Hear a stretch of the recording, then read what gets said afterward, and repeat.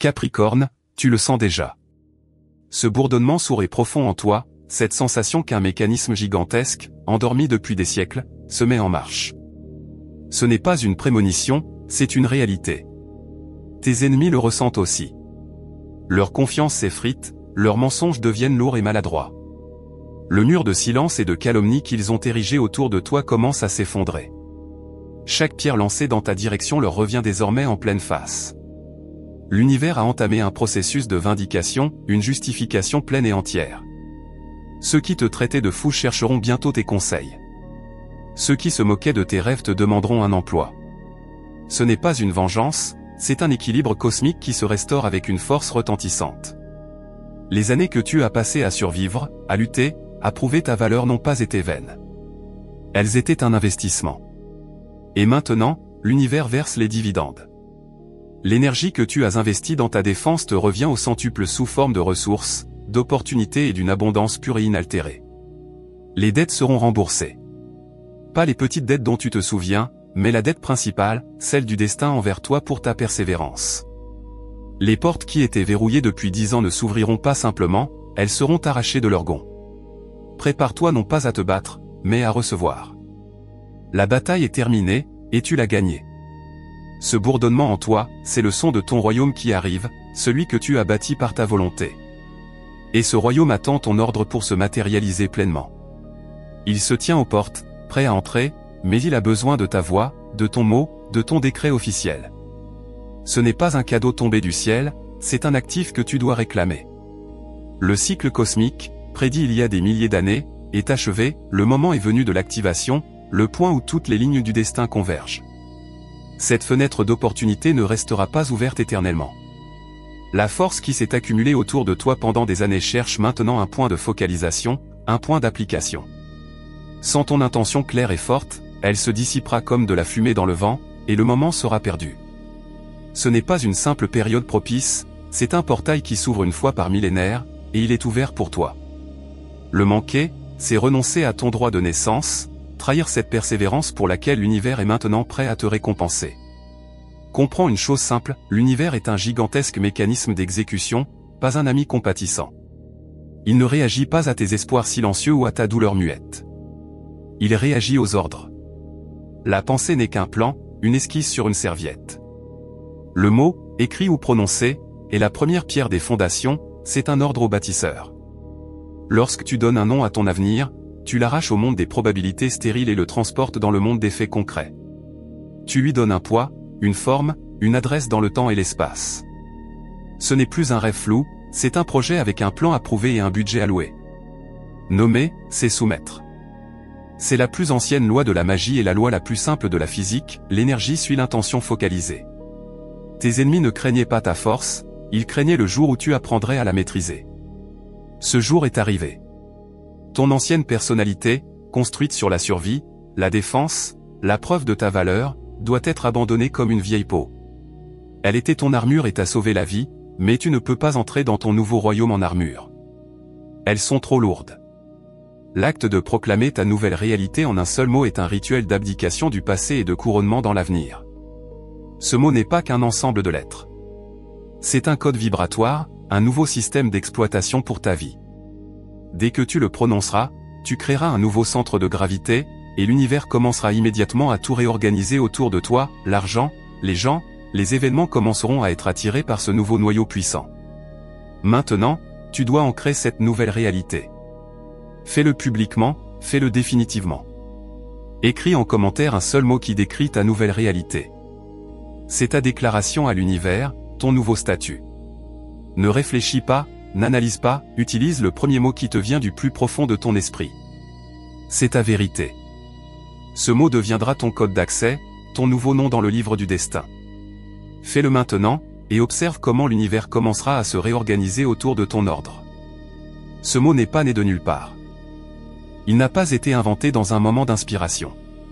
Il a été taillé dans le granit de ta volonté par des années de travail silencieux et invisible. Tu te souviens de ces années, Capricorne. Tu te souviens d'avoir porté des pierres pendant que d'autres dansaient sur le sable. Chaque jour, tu posais les fondations, sans voir le projet, sans recevoir de gratitude, croyant seulement à ton intuition que c'était la seule voie juste. Tu as vu d'autres construire leur château de carton à la hâte et récolter les ovations. Leur succès facile, leur victoire rapide semblait se moquer de ta persévérance. Le monde semblait injuste, un mécanisme brisé qui récompensait l'éclat plutôt que la solidité. On te disait que tu étais trop sérieux, trop lent, que tu manquais ta vie en t'enterrant dans le travail. Mais tu savais ce qu'ils ignoraient, tu ne bâtissais pas une maison, tu bâtissais un continent. Tu posais une plaque tectonique sur laquelle des villes allaient un jour s'élever. Ton travail n'était pas seulement ardu, il était solitaire. Personne n'a vu tes callosités, personne n'a entendu tes os craquer sous le poids de la responsabilité. On te jugeait pour ton silence, ne comprenant pas que tu économisais simplement tes forces pour la prochaine poussée. Et puis la tempête est arrivée. Pas une petite pluie, mais un déluge cosmique qui a emporté toutes les constructions fragiles. Les châteaux de carton ont fondu en 1 heure. Les palais de sable se sont transformés en une flaque boueuse. Et au milieu de ce chaos et de ces ruines, il ne restait que tes fondations, indestructibles, éternelles, réelles. L'univers n'était pas aveugle, il effectuait simplement un test de résistance. Il attendait de voir qui tiendrait bon. Il cherchait une structure capable de supporter le poids de la véritable abondance. Et il t'a trouvé. Tes années de douleur n'étaient pas une punition, elles étaient un examen de qualification. Et tu l'as réussi. Ce que tu ressens maintenant n'est pas de la chance. C'est un résultat légitime. C'est le droit de propriété sur une terre que tous les autres considéraient comme un désert stérile. Tu l'as payé de ton temps, de ta foi, de ton sang. Et maintenant, cette terre est tienne. Pour toujours. Mais tu te souviens du prix de cette terre. Il ne se mesure pas en argent, mais en moments de solitude absolue parmi tes proches. Tu te souviens de ce dîner de famille où tout le monde riait d'une simple blague, et toi, tu ne pouvais pas esquisser un sourire, car dans ta tête, un autre mur de ton projet s'effondrait. Tu te souviens de ce conseil bienveillant mais destructeur de ta mère, sois plus simple, vis comme tout le monde, trouve un travail normal. Ils te regardaient avec amour et pitié, comme un enfant égaré, sans comprendre qu'ils avaient devant eux l'architecte d'une nouvelle réalité, qui était juste passé pour le dîner. Tu as essayé d'expliquer. Tu as tenté de parler à tes amis, en choisissant les mots les plus simples, les analogies les plus claires. Tu leur montrais un minuscule fragment de ton grandiose plan, et en retour, tu voyais des yeux vides. Ils hochaient la tête, te tapaient sur l'épaule, puis passaient immédiatement à la discussion d'une nouvelle série ou des projets pour le week-end. Et à ce moment-là, tu comprenais, vous parliez des langues différentes. Pas seulement des dialectes différents, mais des langues issues d'univers différents. Tes mots sur l'avenir, la structure, l'héritage sonnaient pour eux comme un bruit insensé. Leurs mots sur les joies éphémères étaient pour toi des interférences statiques dans l'éther. Et tu t'es tu. Non par fierté, mais par impuissance. Tu as cessé d'essayer de traduire l'intraduisible. Ce silence t'a coûté cher. On te considérait comme morose, complexe, arrogant. Tu as perdu des amis, tu t'es éloigné de ta famille, car l'énergie nécessaire pour maintenir ces liens était consacrée à la construction de ton continent. Chaque fois que tu as choisi le travail plutôt qu'une fête, tu as payé un tribut à ton avenir. Chaque nuit passée sur des calculs, et non en compagnie, était ton investissement. Cette douleur de l'aliénation était la partie la plus aiguë, la plus réelle du prix. Mais c'est elle qui t'a créé. C'est cette isolation qui a purifié ton signal des interférences extérieures, transformant ton langage étrange et incompréhensible en l'outil de création le plus puissant. Tu pensais que c'était une malédiction. C'était un privilège. L'univers ne te punissait pas de solitude, il t'avait placé en quarantaine stérile. Il protégeait son projet le plus important, toi. Comprends une chose simple, on ne peut pas verser l'océan dans un gobelet en papier. Il se ramollirait et se déchirerait à la première vague. La plupart des gens sont ces gobelets en papier, ils prient pour la pluie, sans comprendre qu'une véritable averse les anéantirait. L'univers te préparait à devenir un vaisseau de granit, unique en son genre, capable de contenir non pas une simple pluie, mais un océan entier d'abondance, de pouvoir et d'héritage. Et pour cela, une pureté absolue du matériau était nécessaire. Chaque mot de doute bienveillant de tes proches, chaque conseil de leur part d'être plus simple, chaque tentative de te ramener dans leur petit monde douillet aurait été des micro-fissures dans ton granit. Une seule de ces fissures, et sous la pression de la force à venir, tu aurais été déchiré en morceaux. L'univers l'a vu. Et il a construit un mur autour de toi, non pas pour t'enfermer, mais pour te protéger d'eux. Ton isolation n'était pas une prison, mais un laboratoire où un matériau ultra résistant était créé. Il te semblait que personne ne t'entendait. En réalité, l'univers a simplement coupé tout le bruit extérieur pour que tu puisses enfin entendre la seule voix qui compte, la tienne. La voix de ton dessein, de ta véritable destinée. Les années de silence n'étaient pas un vide, mais une chambre d'écho pour ta volonté. Elle t'a forcé à ne pas chercher l'approbation à l'extérieur, mais à regarder en toi-même pour trouver le plan. Ce fut l'entraînement le plus cruel et le plus efficace de tous, apprendre à faire confiance à ta vision en l'absence totale de confirmation extérieure. Et maintenant, cet entraînement est terminé. Le vaisseau est prêt. Il n'est pas seulement solide, il est parfait. Trempé dans le feu de la solitude et poli par les larmes de la déception, il est devenu une œuvre d'art capable de supporter une puissance divine. Et cette puissance est déjà en train de s'infuser. Cela n'a pas commencé par le tonnerre et les éclairs, mais par le son discret, presque imperceptible, d'une notification sur ton téléphone. Un message de la banque que tu t'attendais à voir avec une demande de paiement, mais qui contenait seulement 2 mots, dette annulée. Non pas remboursée, ni restructurée, mais annulée, effacée de la réalité, comme si elle n'avait jamais existé. Tu n'as pas le temps de réaliser que tu reçois un email. Objet, approuvé. Ce même projet que l'on appelait depuis 10 ans une fantaisie, un délire, une entreprise impossible. Le financement est trouvé. Tous les obstacles juridiques sont levés. On te donne carte blanche et on te demande quand tu es prêt à commencer. Et là, le téléphone sonne. Un numéro que tu avais effacé depuis longtemps, mais dont la mémoire était restée dans tes doigts. C'est la voix de ton principal critique, de ton ancien patron, de ce même membre de ta famille qui riait le plus fort de tes plans. Et cette voix, pleine de panique et de flatterie, ne demande pas pardon, elle demande conseil. Il te demande de sauver son navire en perdition, son entreprise qui s'effondre. Il t'offre une part, il t'offre tout, juste pour que tu lui dises quoi faire. Ce ne sont pas des événements isolés, Capricorne. C'est une réaction en chaîne. C'est l'effondrement de l'ancienne réalité sous la pression de la nouvelle que tu as créée. Chaque appel, chaque lettre, chaque somme apparue de nulle part sur ton compte, ce n'est pas de la chance, c'est une facture que l'univers présente à tes débiteurs. C'est le retour de l'énergie que tu as investie. Un autre aurait été emporté par ce flot. Un autre aurait perdu la tête face à une telle pression d'opportunité et de responsabilité. Mais tu as été préparé précisément pour cela. Ton vaisseau de granit ne craquera pas sous la pression de l'océan. Tu ne regardes pas ce qui se passe avec surprise, tu le regardes avec reconnaissance. C'est ce même monde que tu as vu dans ta tête toutes ces années. Il se matérialise simplement à une vitesse fulgurante. Ce n'est pas une récompense à célébrer. Ce sont des ressources à mettre immédiatement à profit. La bataille pour le droit de construire est terminée. Le travail de gestion de ce qui a été construit commence. Et te voilà, les regardant dans les yeux. Non pas pour constater leur défaite, mais pour fixer l'instant où leur réalité se brise. Regarde comment le sourire condescendant se fiche sur leur visage, se transformant en un masque de cire. Comme leur regard se vide lorsque l'ampleur de ton triomphe parvient à leur conscience. Ils ne sont pas seulement surpris, ils sont désorientés. Dans leur petit univers douillet, il y avait des lois claires, argent facile, gloire rapide, chemin court. Ton résultat enfreint toutes ces lois.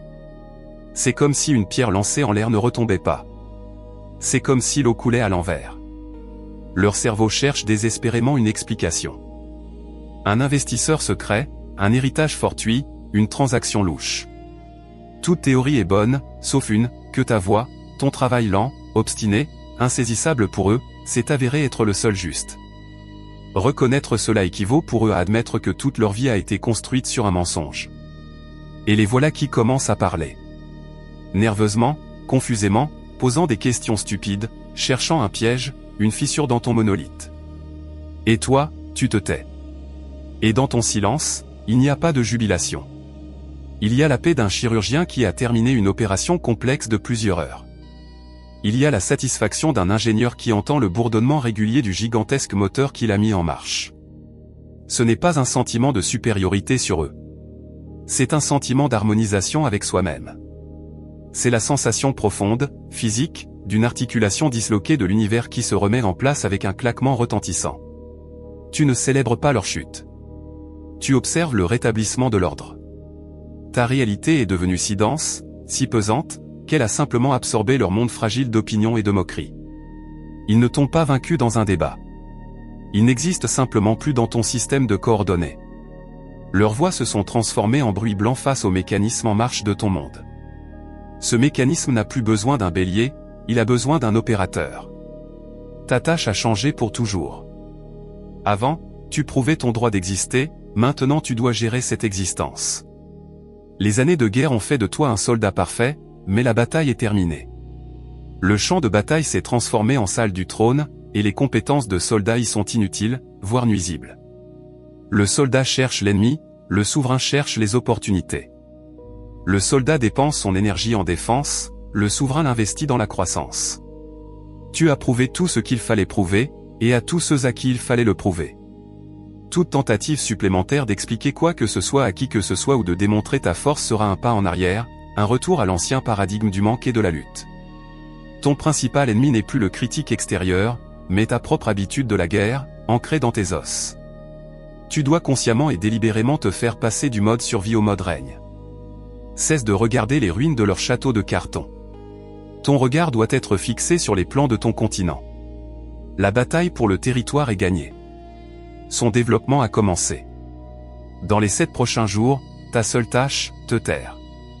Ce n'est pas de la passivité, c'est un acte de gestion supérieure de l'énergie. L'univers est maintenant en train de réorganiser activement la réalité autour de ton nouveau centre de gravité. Chacun de tes mots prononcés à voix haute, chaque tentative d'expliquer ton succès, chaque vantardise ou plainte créera des ondulations inutiles à la surface de l'eau, des interférences dans le signal pur. N'explique rien à ceux qui ont soudainement retrouvé la vue. Leurs questions sont leurs problèmes, pas le tien.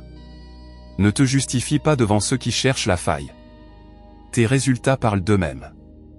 Ne discute pas avec ceux qui essaient encore de te piquer. Leur poison ne fonctionne plus. Ton silence et ta sérénité extérieure absolue deviendront l'arme la plus puissante. Cela les rendra fous, car ils attendent une réaction, joie, colère, jubilation. Et toi, tu leur donneras le silence. Le silence d'une personne si sûre de sa force qu'elle n'a pas besoin de la démontrer. Laisse les événements se dérouler. Laisse l'univers achever ce qu'il a commencé. Ta sérénité est ton ordre de continuer. Tu le sens en ce moment même, pendant que tu écoutes. Ce ne sont pas de simples mots, c'est une activation.